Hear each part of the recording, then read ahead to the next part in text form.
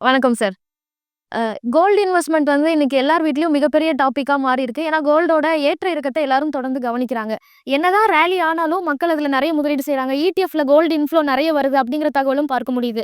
So gold இன்வெஸ்ட்மெண்ட்ட இப்போ carry பண்றது, குறிப்பா இந்த ரேலில பார்ட்டிசிபேட் பண்றது சரியான முடிவு தானா? வாழ்க்கையில போர்ட்ஃபோலியோல 20% கோல்டு இருந்தே தீரணும். அது நீங்க ஹைல இருக்கட்டும், லோல இருக்கட்டும் 20% இருந்தே தீரணும். As a insurance and hedging. பங்குச்சந்தை எப்ப வீழ்ச்சி ஆகுதோ, உங்க கோல்டு உங்கள காப்பாத்தும். கோல்டு எப்ப கீழ இறங்குதோ, பங்குச்சந்தை அதனால இதுல போய் நான் மேல போய் வாங்குறேன் அதெல்லாம் பார்க்கவே வேணாம். தொடர்ச்சியா முதலீடு செய்யலாம். ஆனா 20% மேல நீங்க முதலீடு செய்தா, அந்த கோல்டால இன்ட்ரெஸ்ட் கிடையாது, டிவிடெண்ட் கிடையாது, குரோத் கிடையாது. அந்த பணம் திருப்பி உங்களுக்கு வராது. அது உங்க லாக்கர்ல மட்டுமே இருக்கும். அந்த லாக்கர்ல இருக்கிற பணம் அந்த 20% ஆச்சுன்னா, அத வந்து நீங்க அடகு வைப்போம். அது அவசரத்துக்கு பயன்படுத்துவோம். அவசரத்துக்கு பயன்படுத்தக்கூடிய அசட்டு உங்களுக்கு குரோத்தா மாறுமான்னு கேட்டீங்கன்னா கிடையாது. அதனால தான் 20% வரை வச்சுக்கிட்டா, அது ஹெட்ஜிங் பிளஸ் இன்சூரன்ஸா தான் செயல்படுமே தவிர, ஒரு இன்சூரன்ஸ் உங்களோட குரோத்ன்னு சொன்னா யாராவது நம்புவீங்களா? ஒரு இன்சூரன்ஸ் வாங்கிட்டீங்க. அதுதான் எனக்கு குரோத் ஆகும்ன்னு சொன்னா யாராவது நம்புவீங்களா? கிடையாது. அது ஒரு இன்சூரன்ஸ், அது ஒரு ஹெட்ஜிங்கே தவிர, அது ஒரு குரோத் தருங்கிறது மட்டும் கிடையாது. அதனால 20% வைக்கக்கூடிய ஆட்கள், அது எவ்வளோ பிரைஸ்ல வாங்குனாலும் சரி வாங்கிக்கிட்டே இருக்கலாம். 20% உங்க போர்ட்ஃபோலியோல. கோல்டு ஒரு ஹெட்ஜிங்கா மட்டும் தான் பார்க்கணும்னு சொல்றீங்க. ஆனா ரீசென்ட் டைம்ஸ்ல நடந்த ரேலிய பார்க்கும்போது நம்ம மெட்டல்ஸ கொஞ்சம் அண்டர் எஸ்டிமேட் பண்றோம்னு தோணலையா சார்? அதாவது இந்த ராலிக்கு பின்னாடி இருக்குதுன்னா ஸ்பூஃபிங்ன்னு சொல்லுவாங்க. ஸ்பூஃபிங்னா டைரக்ட்டா நான் சொல்லிர்றேன். ஸ்பூஃபிங்னா என்னன்னா, பெரிய புல்லியன் பேங்க்ஸ் வந்து பேப்பர் கான்ட்ராக்ட் அங்க போடுவாங்க. பேப்பர் கான்ட்ராக்ட்ல நான் 4 மில்லியன் 5 மில்லியன் நான் வந்து வாங்கும் பொழுது, அங்க கோமெக்ஸ்ல பிரைஸ் ஏறும். அந்த பிரைஸ் ஏறுச்சுன்னா எம்சிஎக்ஸ்ல ஏறும். எம்சிஎக்ஸ்ல ஏறுச்சுன்னா நகைக்கடையில ஏறும். நகைக்கடையில ஏறுச்சுன்னா நம்ம பொதுமக்கள் நியூஸ் பேப்பர்ல வரும். நியூஸ் பேப்பர்ல பார்த்தா ஐய்யய்யோ! ஏறுதேன்னு நீங்க ஃபோமோல நீங்க போவீங்க. ஆக்சுவலா இதுக்கு பின்னாடி உலக அரசியல் இருக்கு. இந்த உலக அரசியல்ல போய் ஜெயிச்சுட்டு நான் வெளில வருவேங்கிறதெல்லாம் சாதாரண விஷயம். நான் ஒரு பாமரன். நான் ஒரு எளிய மக்கள்.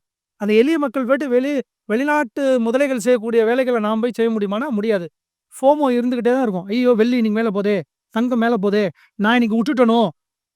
அதெல்லாம் வேண்டாம். இது ஒரு அரசியல் விளையாட்டு. பெரிய பெரிய மகான்கள் உட்கார்ந்து பண்ற விளையாட்டு. அதுல நான் எளியவன் போய் மாட்டிக்க வேண்டாம்.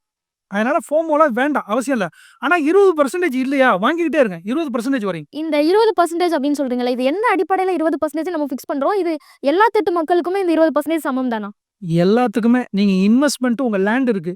உங்க லேண்ட் இருக்கு, கோல்டு இருக்கு, மியூச்சுவல் ஃபண்ட் இருக்கு, டைரக்ட் ஸ்டாக் இருக்கு. அதுல 20% 20% அதாவது எனக்கு பொண்ணுங்களே இல்ல. 2 பொண்ணுங்க இல்ல. வீட்ல வந்து மனைவி இருக்கிறாங்க. மனைவிக்கு மட்டும் கை காலுக்கு தேவையானத எடுத்துட்டு, எனக்கு பையன் 2 பையன் தான் இருக்கான். கோல்டு உங்களுக்கு என்ன அவசியம்? கோல்டு எதுக்கு? 20% வச்சுக்கங்க. ரைட்டு. கல்யாணத்துக்கு ஒண்ணும் தேவையில்ல பையனுங்களுக்கு. கரெக்ட்டா? தேவையில்லன்னும்போது, அப்ப அந்த நீங்க கோல்டுக்குரிய வாங்க வேண்டிய இடத்த நீங்க இடிஎஃப்ஆ போடலாம். ஏன்னா இடிஎஃப்ல நீங்க ப்ராஃபிட்ட புக் பண்ண முடியும். பிசிக்கல் கோல்டு வாங்கிட்டீங்க. ப்ராஃபிட்ட புக் பண்ண முடியுமா? 10 கிராம் வாங்கிட்டீங்க. 1 கிராம மட்டும் விக்க முடியுமா? விக்க முடியாது. ஆனா இடிஎஃப் வேணா ப்ராஃபிட்ட புக் பண்ணி என் அக்கவுண்ட்டுக்கு வர வைக்க முடியும். அதனால 20% நான் சொன்னது, உங்களோட சொத்துல 100ல 20% மட்டும் தான் இருக்கணும். 1,00,000 இருந்தா, அப்போ 20% தான் இருக்கணும். அததான் நான் சொல்றேன். உங்களோட மொத்த சொத்துல 20% இருக்கலாம். உங்களுக்கு பொண்ணே இல்ல அப்டின்னா, நகை வாங்க வேண்டிய அவசியமே உங்களுக்கு தேவையில்ல.